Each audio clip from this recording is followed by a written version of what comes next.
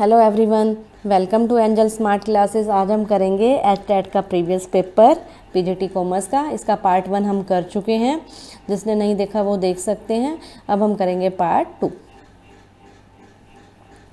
Question 1 है, job description and job specification are the two different element of job training and development, job analysis, job rotation. देखो, job analysis क्या है, एक analysis है। Job analysis क्या होता है, जिसमें जॉब के बारे में पूरी रामायण होती है। जॉब की पूरी रामायण कहाँ मिलेगी आपको? जॉब एनालिसिस में।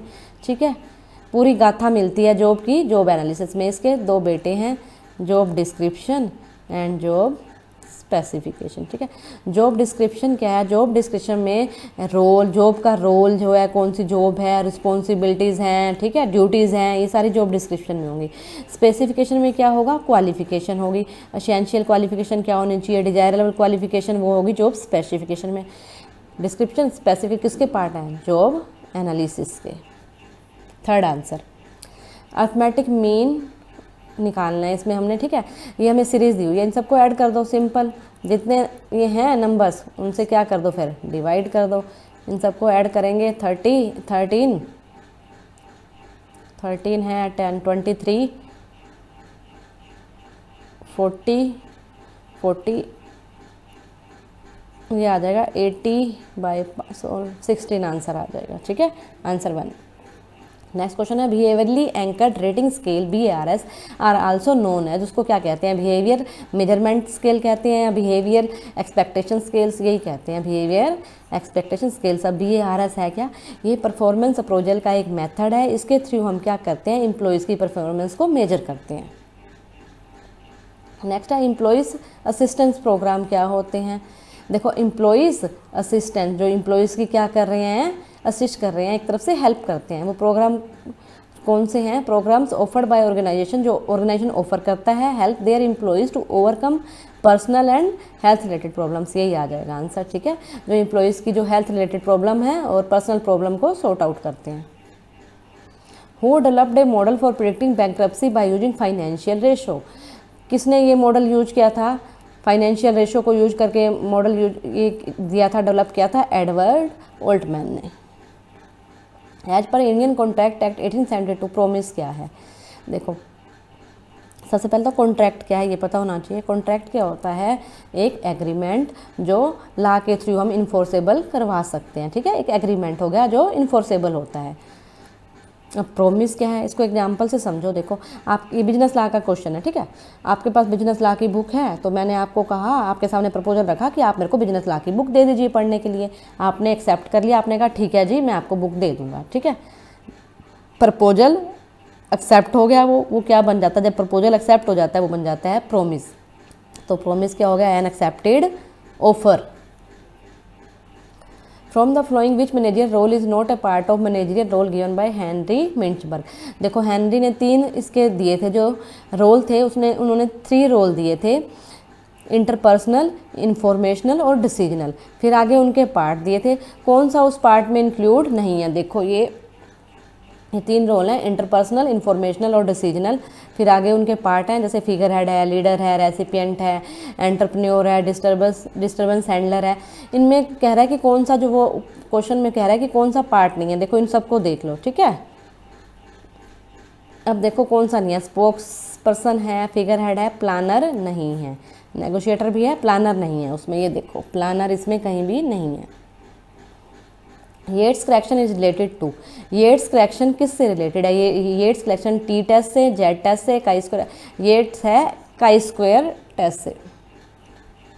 From the following which is not a limitation of ratio analysis. Ratio analysis की क्या लिमिटेशन? देखो, नोट नहीं है। ठीक है, पॉसिबिलिटी ऑफ विंडो ड्रेसिंग, ये तो है limitation. Inherent limitation of accounting records, ये भी लिमिटेशन है। देखो, aid in planning and forecasting, ये आ जाएगा। देखो, प्लानिंग करना कोई लिमिटेशन थोड़े ना है। ठीक है, प्लानिंग करना तो अच्छी बात है, ये लिमिटेशन नहीं है। आंसर 3 आ जाएगा। क्लरिकल एरर्स इंक्लूड, देखो नाम देखो, क्लरिकल एरर्स, जो एरर क्लर्क के थ्रू हो जाती हैं, क्लर्क मिस्टेक कर जाता है, वो होती हैं क्लरिकल एरर्स। अब हमें पता होना चाहिए एरर ऑफ ओमिशन क्या है, कमीशन क्या है, एरर ऑफ प्रिंसिपल। देखो, एरर ऑफ ओमिशन क्या होती है? ये 2 टाइप्स की होती है, या तो पार्शियल ओमिशन होता है या होता है complete omission.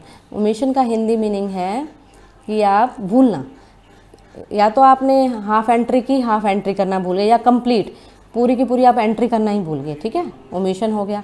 Error of commission क्या होता है? जो मैथमेटिकल एक्यूरेसी बताती है ये एरर, जैसे आपने अकाउंट बनाया, किसी का टोटल गलत कर दिया, ठीक है, या फिर आपने जैसे 598 से आपने क्या करना था, किसी को डेबिट करना था, लेकिन आपने गलती से क्या कर दिया, 895 से डेबिट कर दिया, तो ये एरर कौन सी होती हैं? कमीशन एरर, ठीक है।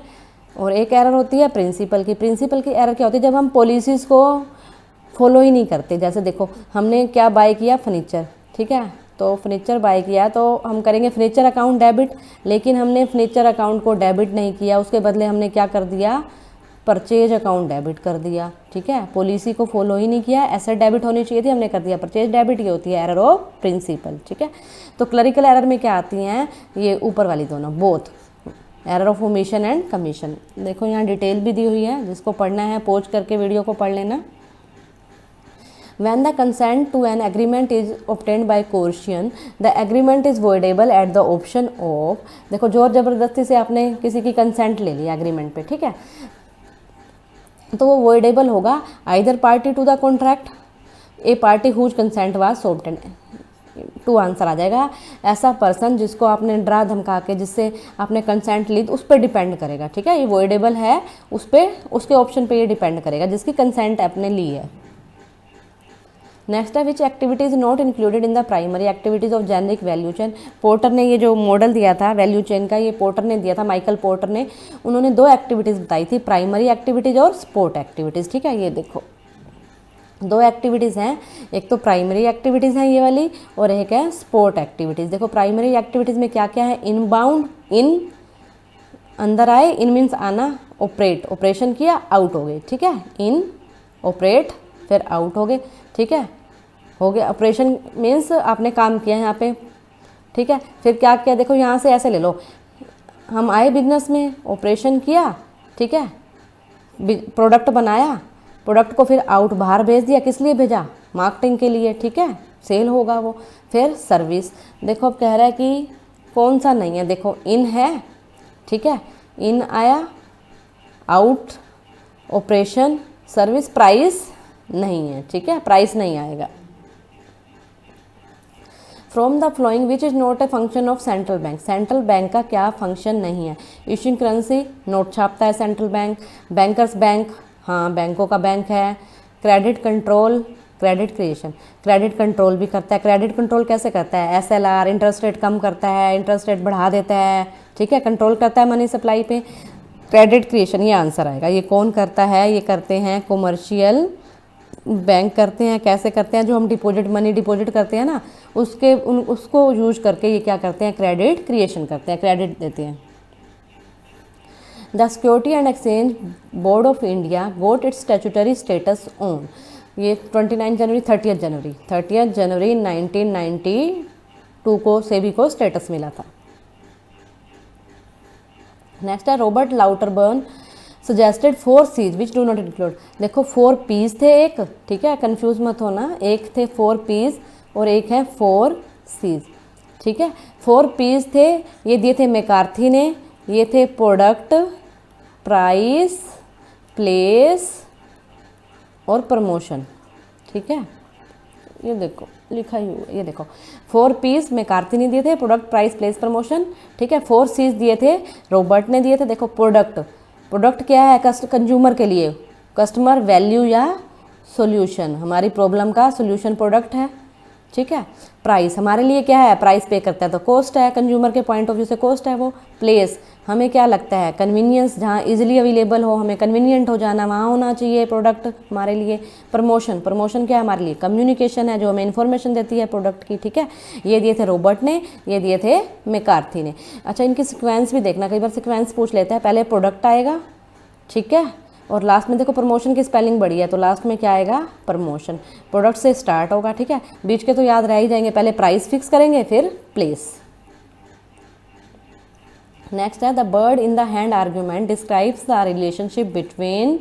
देखो बर्ड इन हैंड आर्ग्यूमेंट क्या होता है, ये डिस्क्राइब्स द रिलेशनशिप बिटवीन क्या रिलेशन, देखो पहले बर्ड इन हैंड आर्ग्यूमेंट देखो, ये कहता है, ये डिविडेंड की बात करता है, ठीक है, ये बात करता है डिविडेंड की। ये कहता है कि आपको या तो कंपनी क्या कहेगी, या तो आप आज डिविडेंड ले लो। अगर आज आप डिविडेंड नहीं लेते तो वो पैसा कंपनी के पास रहेगा, कंपनी उस पैसे को इन्वेस्ट करेगी और आपको बढ़ी हुई आपकी कैपिटल इंक्रीज हो जाएगी, इन्वेस्ट करेगी तो कैपिटल एप्रिसिएशन होगा आपका। तो ये कहता है, ये बर्ड इन हैंड आर्ग्यूमेंट ये कहता है कल किसने देखा, क्या पता क्या हो जाए फ्यूचर में, हमें कैपिटल ना बढ़ी हुई मिले, अनसर्टेन है ना फ्यूचर। तो ये इसी को फॉलो करता है, कल किसने देखा, जो आज है वही ले लो। यानी कि ये बताता है डिविडेंड और अनसर्टेनिटी, भाई कल के भरोसे मत रहो, आज डिविडेंड मिलता है तो आज ले लो, फ्यूचर अनसर्टेन होता है, ठीक है। डिविडेंड एंड अनसर्टेनिटी बताता है bird in hand argument.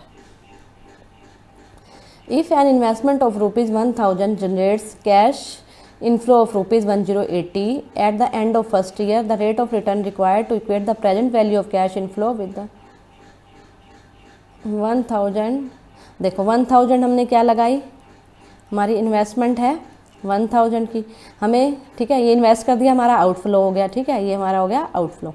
Cash inflow, हमें पैसे मिले कितने, ये इन्वेस्टमेंट है, ठीक है, हमारे पास कितना आया 1080 आया।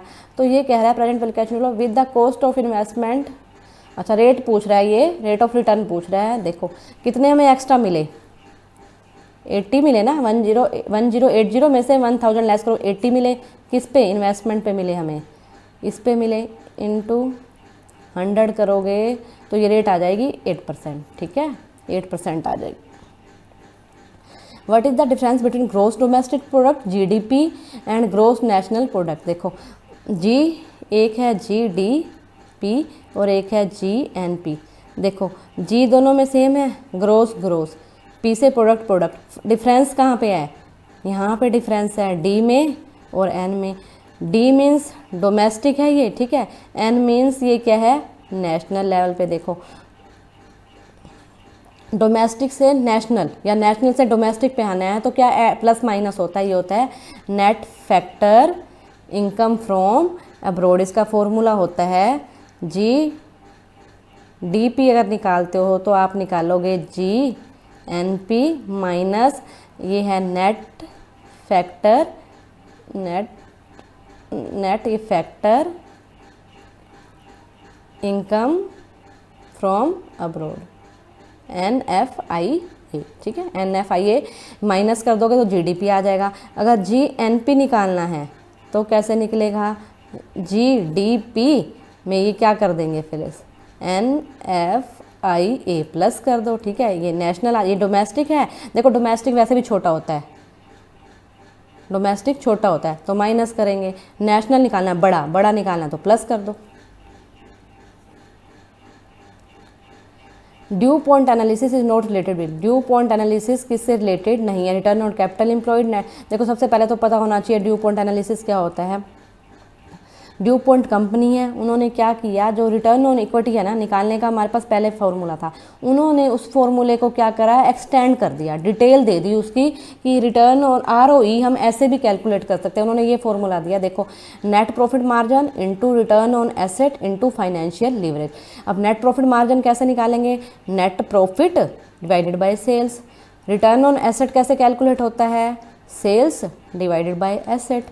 फाइनेंशियल लीवरेज कैसे करेंगे, एसेट डिवाइडेड बाय इक्विटी। देखो अब यहाँ फॉर्मूले को ध्यान से देखो ये सेल से सेल कट हो गया, ये एसेट से एसेट्स क्या हो गया, कट हो गया, बच गया तो क्या ROI के लिए नेट प्रॉफिट बटे में डिवाइडेड बाय इक्विटी है, ये दो चीज़ें रहेगी ना, ठीक है। जो इन्होंने क्या किया, ड्यू पॉइंट ने डिटेल दे दी, पूरी फॉर्मूले की डिटेल दे दी, ठीक है। अब कह रहा है क्या उसमें नहीं है, देखो रिटर्न ऑन कैपिटल एम्प्लॉयड ये तो हमने कर लिया, capital employed, net profit margin भी है, एसेट भी है, ठीक है ये तो है। तो हमारा आंसर क्या आएगा, डिविडेंड यील्ड रेशियो उसमें नहीं है, ये तो है, ठीक है। देखो ये 3 पार्ट है ना इसके, देखो ये एसेट टर्नओवर कह सकते हो उसको, return on asset means asset turnover है, ठीक है, नेट प्रॉफिट भी है, ये फाइनेंशियल मीन्स ये कैपिटल भी है, ठीक है। तो क्या पार्ट नहीं था, डिविडेंड यील्ड रेशियो इसका पार्ट नहीं है, नॉट रिलेटेड, ये इससे रिलेटेड डिविडेंड यील्ड रेशियो नहीं है। नेक्स्ट है व्हाट आर थर्बलिक्स, ये ऐसे क्वेश्चन बहुत कम आते हैं, एचटेट में एक आधा क्वेश्चन ऐसा दे देते हैं।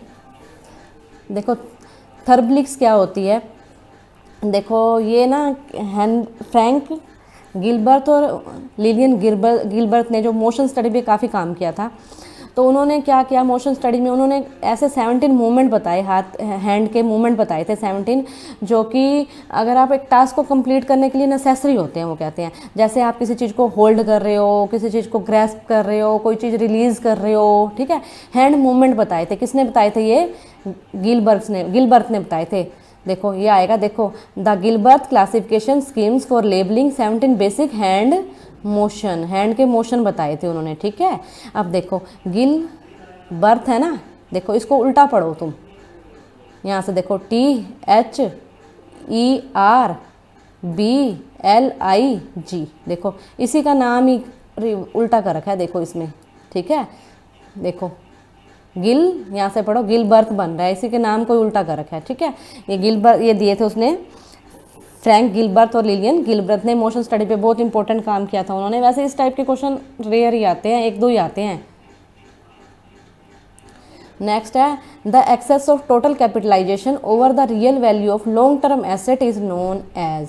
Over capitalisation, under capitalisation, excess capital और वाटर कैपिटल। देखो सबसे पहले तो तुम्हें पता होना चाहिए ओवर कैपिटलाइजेशन क्या होती है, ठीक है। सपोज हमारे बिजनेस में हमें ज़रूरत है 100 करोड़ कैपिटल की हमें ज़रूरत है, ठीक है, बिजनेस में, ठीक है। लेकिन हमारे बिजनेस में कितनी लगी हुई है? 140, इतनी हमें रिक्वायर्ड है, लेकिन हमारे बिजनेस में लगी हुई है इतनी। मीन्स आपने अपने बिजनेस में ज़्यादा कैपिटल लगा रखी है और उस पर आप फेयर रिटर्न नहीं ले रहे, उसका यूज ही नहीं हो रहा है, फेयर रिटर्न आप उस पर नहीं ले पा रहे हो, तो वो होती है ओवर कैपिटल। मीन्स आपने ज़्यादा कैपिटल लगाई हुई है, ज़रूरत से ज़्यादा, रिक्वायर्ड से ज़्यादा लगी हुई है, ठीक है। अंडर मीन्स कम लगी हुई है, ठीक है। ये देखो ये लिखा भी हुआ है, जिसने पढ़ना हो देख लेना। अच्छा वाटर्ड कैपिटल, वाटर्ड कैपिटल क्या होती है? वाटर्ड कैपिटल मीन्स, एग्जाम्पल ले लो इसका, जैसे मेरी एसेट्स हैं, ठीक है, एसेट्स हैं मेरी 105 करोड़ की, जो मैंने क्या है बुक में अपनी एसेट्स दिखा रखी हैं, बट मेरी मार्केट में इन एसेट्स की वैल्यू ओनली कितनी है? 80 करोड़, ठीक है। सॉरी मैंने दिखा रखी है अपनी बुक में 105 करोड़ की, लेकिन उनकी मार्केट वैल्यू है ही नहीं। मार्केट वैल्यू क्या है? 80 करोड़, ये ठीक है, ये होती है वाटर्ड कैपिटल। देखो इफ़ द स्टॉक और capital of the company is not mentioned by asset और equivalent value it is called as watered. ये देखो सिंपल वर्ड्स में देखो क्या है, watered capital means that realisable value of the asset, जो आप मार्केट में आपको मिलेगी वो बहुत लेस होती है, किसके कंपैरिजन में? Book value. देखो जो ये 105 हो गया ना, ये होगी मेरी बुक वैल्यू, ठीक है, और ये मेरी क्या होगी? Realisable value. ये क्या होती है? ये कम होगी किससे? बुक वैल्यू से, वो होती है वाटर्ड कैपिटल। नेक्स्ट क्वेश्चन है Naveen, Suresh and Tarun are partner sharing profit and losses in the ratio 5:3. Suresh retires from the firm and his share was acquired by Naveen and Tarun. देखो कौन से पार्टनर हैं ये? नवीन, सुरेश और तरुण, ठीक है। नवीन, सुरेश, तरुण, रेशो क्या है? 5:3 रेशो है, 5:3. रिटायर्ड कौन हो रहा है? सुरेश, ये हो रहा है रिटायर्ड। इसका शेयर कितना है? 5:3, इसका शेयर है 3/10, ठीक है। अब इसका शेयर कौन लेंगे? जो रह गए नवीन और तरुण। किस रेशो में लेंगे? 2:1 में, यानी कि ये ले लेगा 3/10 का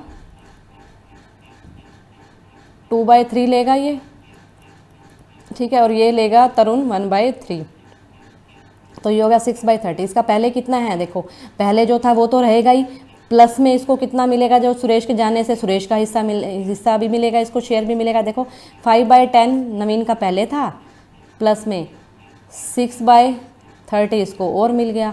इसका कितना था पहले? 2/10, ठीक है। ये 10 कैसे आया? 5 + 3 8 + 2 10, 2/10, प्लस में अब सुरेश के जाने से इसको कितना मिला? 3/30 और मिल गया इसको, ठीक है। तो इसको सोल्व कर लो, ये आ जाएगा 30, तो ये 15 + 6 यहाँ आ जाएगा 21/30, इसका आएगा 30, 6 + 3 इसका आ जाएगा 9/30, यानी कि 21 और 9 ये 3 से कट हो जाएगा, ये आ जाएगा 7/3, ठीक है, 7 और 3, ठीक है। From the following which is not a major consumer promotion tool, कह रहा है कि कौन सा कंज्यूमर का हम प्रमोट करने के लिए अपने कंज्यूमर को हम क्या चीज़ हम नहीं दे रहे हैं कंज्यूमर को। देखो रिबेट्स मिलती है, अवार्ड्स वगैरह मिलते हैं, ट्रेड शोज ये देखो ट्रेड शोज, ये हम किसके लिए करते हैं, ट्रेडर्स के लिए करते हैं ट्रेड शोज, ठीक है। ये प्रमोशन कंज्यूमर के प्रमोशन का टूल ये नहीं है। If arithmetic mean and median of a series are 10 and 15 respectively, but value of mode निकालना। देखो इसका तो सीधा सा फॉर्मूला है, मोड कैसे कैलकुलेट करते हैं, ठीक है। मोड कैलकुलेट करने का हमारे पास एक फॉर्मूला है, mode is equal to 3m minus 2x bar, ठीक है। 3m मीन्स 3 मीडियन, 3 मीडियन कितना मेंशन है, मीन एंड मीडियन 10 और 15, मीडियन हो गया 15 माइनस 2 इंटू मोड कितने हैं हमारे पास 10, तो ये हो जाएगा 45 माइनस 20, तो हमारे पास ये क्या आ जाएगा 25। 2 option, 2 answer. A contract of insurance का contract is a contract of uberrimae fidei. What is the meaning of uberrimae fidei? देखो ये लैटिन वर्ड है, इसका मीनिंग पूछ रखा है, इसका मीनिंग होता है एटमोस्ट गुड फेथ। ये क्या इसका क्या मीनिंग है, अगर आप इंश्योरेंस करवा रहे हो, ठीक है, तो आप इंश्योरर को जिससे आप इंश्योरेंस करवा रहे हो, जो उनका जो एजेंट है इंश्योरेंस का, आप उसको अगर मेडिकल का करवा रहे हो तो आप अपनी पूरी जो मेडिकल हिस्ट्री है आप उसको पूरी सच बताओगे, झूठ नहीं होना चाहिए। ये होता है एटमोस्ट गुड फेथ, मीन्स आप जो भी है सच बताओगे, और जो करने वाला है जो एजेंट है वो भी आपको क्या बताएगा, पॉलिसी से रिलेटेड सारी इन्फॉर्मेशन सच देगा, झूठ नहीं होना चाहिए, मीन्स फेथ को बना के चलो, ठीक है। From the following which aggregate is called national income. National income क्या होती है, NNP at factor cost, NNP at factor cost. Trading on equity is related to, trading on equity क्या है, देखो ट्रेड करना ऑन, ट्रेडिंग ऑन इक्विटी, देखो trading on equity का मतलब है कि आप ना डेट्स को ज़्यादा यूज कर रहे हो, ठीक है, ठीक है, डेट्स को आप ज़्यादा यूज कर रहे हो, जो डेट्स, क्योंकि क्या देखो इक्विटी और डेट्स, इक्विटी जो है हमें कॉस्टली पड़ती है, डेट हमें क्या है चीपर सोर्स है इक्विटी के कंपैरिजन में, तो आप डेट्स को ज़्यादा यूज करोगे तो आपको बेनिफिट मिलेगा, वो बेनिफिट आप किसको देते हो, इक्विटी वालों को देते हो, तो ये होता है ट्रेडिंग ऑन इक्विटी, यानी कि मोर बोरोड फंड यूज कर रहे हो आप and less share equity come use कर रहे हो और डेट ज़्यादा यूज कर रहे हो। ये आप इसलिए करते हो ताकि आपकी इक्विटी कैपिटल, इक्विटी वालों को अप्रिशिएशन मिले, उनकी कैपिटल इंक्रीज हो, ठीक है, बोरो फंड ज़्यादा होता है इसमें। ये देखो trading on equity the use of borrowed funds and capital in financing the requirement from the company, यानी कि आप किसको यूज कर रहे हो, बोरो फंड को ज़्यादा यूज कर रहे हो, ठीक है, डेट कैपिटल को यूज कर रहे हो कैपिटल स्ट्रक्चर में, किस लिए, to increase the returns available, ताकि इक्विटी वालों को ज़्यादा आप कैपिटल दे सको, अप्रिशिएशन ज़्यादा दे सको, ठीक है। Thank you guys for listening and watching. Please video अच्छा लगा है तो लाइक शेयर एंड सब्सक्राइब कीजिए।